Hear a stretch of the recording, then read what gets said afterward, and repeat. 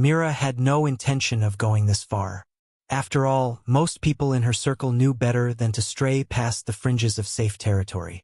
Yet at some point, maybe through a misread map or a lapse in attention, she'd crossed the boundary that her father had so often warned her never to breach.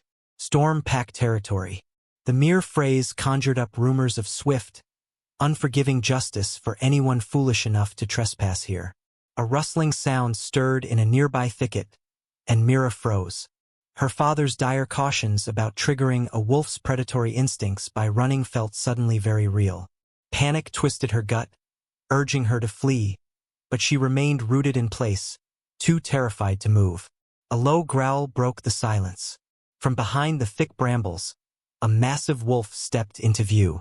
Its fur, dark, luxuriant, gleaming under the fractured sunlight, immediately caught her eye. The creature's muzzle curled, revealing pointed fangs. Each claw looked capable of rending flesh with minimal effort. For a split second, Myra's mind went blank. Then came the wave of abject terror. She wanted to scream for help, but only a strangled cry escaped her lips. It sounded pathetically small in the empty forest. The wolf advanced, muscles tensed, eyes locked on its prey. She stumbled backward. In a flash, the wolf lunged, pressing her to the ground. One massive paw pinned her torso. A single claw pricked at her throat, threatening to slice open her skin if it moved so much as an inch. Tremors racked her body, and tears sprang to her eyes. She shut them, convinced her life was about to end. Yet the swift, lethal strike never came. Cautiously, she opened her eyes. The wolf's posture had changed from immediate aggression to something more measured. Its paw withdrew, granting her a fraction of distance. She scrambled away, heartbeat roaring in her ears, until her back hit a broad tree trunk. Then came an extraordinary transformation. The wolf's form seemed to shimmer in the dappled sunlight, as though the air around it were warping. Fur receded, limbs contorted, muscles shifted. Bones cracked audibly, making Mira queasy. Moments later, where there had once been a towering wolf stood a tall young man, his hair dark and slightly damp from the change. The golden sunlight filtering through the canopy gave him a near-mythic glow. He might have been handsome, but his piercing gaze held all the threat of a predator. "Who are you?" he asked, his voice as cold as winter ice. Mira, still reeling, managed to whisper, Mira Akella, where are you from?" he demanded. Her mouth felt parched, and her heart thumped painfully. "I'm the successor to Akella, the Akella Company," she explained, the words tumbling out in a rush. I didn't mean to trespass. I had no idea the boundary was so close. Please, I only want to get back home." He studied her for a moment, expression impossible to read, then said nothing. She continued, desperation inching into her tone. If you help me, I'll repay you. My family is powerful in the human world. I'll give anything. Just please." Without warning, he reached behind his back and withdrew a pair of silver-colored handcuffs. Myra's stomach lurched. She scrambled to stand, but he was far faster, snapping the cuffs around her wrists before she could even process what was happening. By crossing into the transition zone, he stated firmly, "You've violated regulations between this territory and the Pack Alliance. I'm the captain of a patrol team belonging to Storm Pack. It's my duty to detain you and bring you in for questioning. We'll decide after that how to handle your intrusion." Fresh waves of dread coursed through her. She'd heard all the rumors. Storm Pack was notoriously unforgiving. They were known to deal harshly with any trespasser, especially those who might pose a threat or bring trouble from the Pack Alliance. He turned, gesturing for her to move deeper into the woods. Her wrists, bound together, jerked forward when he tugged. "Start walking." "Wait," she said, voice wavering. "I'm not a criminal. This is just a misunderstanding. I swear I didn't know." "Keep moving," was all he offered in return. With no other choice, she walked. The canopy overhead allowed golden slivers of daylight to dance across the forest floor, but to Mira, the surroundings felt darker with every step. Her mind raced, recalling her father's stern warnings and the macabre stories whispered about Storm Pack's punishments. Some said intruders were never heard from again. Fear gripped her, threatening to escalate into a panicked frenzy. She told herself to think, to plan. If he locks me up, I'll have no chance. I have to escape before we reach any station. Eventually, a reckless idea flashed through her thoughts. It was wild, but so was this predicament. She had to try something. She stumbled, groaning as though in pain, then sank to her knees. Letting out a strangled cry, she pressed her cuffed hands to her chest. The patrol captain paused. "What are you doing?"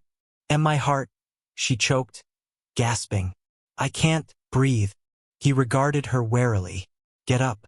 Don't try to trick me." But her eyes rolled back, and she let her body collapse onto the forest floor. "Stop it," he ordered, kneeling close, but Mira went limp, making her breath as shallow as possible. A few tense moments passed in silence. Then she felt him press 2 fingers to the side of her neck, checking for a pulse. His muttered curses suggested he was uncertain. Chest compressions followed, quick, forceful pushes against her sternum that sent uncomfortable jolts through her. She suppressed every instinct to cry out or resist. Next came the warmth of his breath against her cheek. He was tilting her head back, sealing his mouth over hers to administer rescue breaths. The intimacy of it all flustered her even in the midst of fear, but she forced herself to remain motionless, lips slack, eyes closed. He repeated the compressions, the rescue breaths, urging her to respond. When he finally paused, presumably to communicate with his team, her eyes snapped open, and she surged upright. The abruptness caught him off balance, and before he could react, she lurched to her feet and sprinted into the trees. "Stop!" he roared after her, voice echoing with undeniable authority. A chill ran down her spine, but she refused to look back. If he caught her again, there would be no second chance. Branches lashed at her arms and cheeks. The cuffs around her wrists clinked with each stride, throwing off her balance. She could hear him in pursuit, footsteps unnaturally agile. Werewolves were built for speed and strength. Her lungs burned as she pushed forward, weaving between thick trunks and stumbling over gnarly roots. Suddenly, the distant rush of a river reached her ears. The trees parted to reveal a wide, turbulent river snaking through the forest. White foam frothed around rocks in the shallows. Fear spiked. Jumping in might be as suicidal as letting herself be captured. But with him bearing down on her, there was hardly a moment to decide. She threw herself off the riverbank, plunging into the icy water. The current slammed into her, knocking the air from her lungs. Submerged rocks and swirling eddies buffeted her as she fought to keep her head above the surface. The cuffs made it infinitely harder to swim. Spluttering and gasping for air, she caught sight of the patrol captain racing along the bank, shouting something. His words were drowned by the roaring water. The current yanked her downstream, and within moments he disappeared from view. The rapids carried her faster than she could manage. On multiple occasions, she plunged under, swallowing cold water that seared her throat. Every time she resurfaced, she spat and coughed, desperate for breath. Eventually, the river widened and slowed, allowing her a chance to struggle toward the shore. She collapsed onto the muddy bank, chest heaving, clothes soaked, limbs aching. Cold air sent a wave of shivers through her. For a moment, all she felt was a raw, overwhelming relief. She'd managed to escape. However, the heavy cuffs biting into her wrists were an unrelenting reminder that she was far from safe. When she finally caught her breath, she looked around. The forest on this side of the river was darker, its undergrowth denser, as though fewer travelers ever passed through. She thought of the rumors about rogues, a threat separate from the official packs, rumored to kill as savagely as any beast and devour anything they caught. Despite that fear, a shaky smile of triumph touched her lips. She'd eluded capture, at least for now. But her victory was short-lived. A sudden howl pierced the forest stillness, a long, haunting note that made the hairs on her neck stand on end.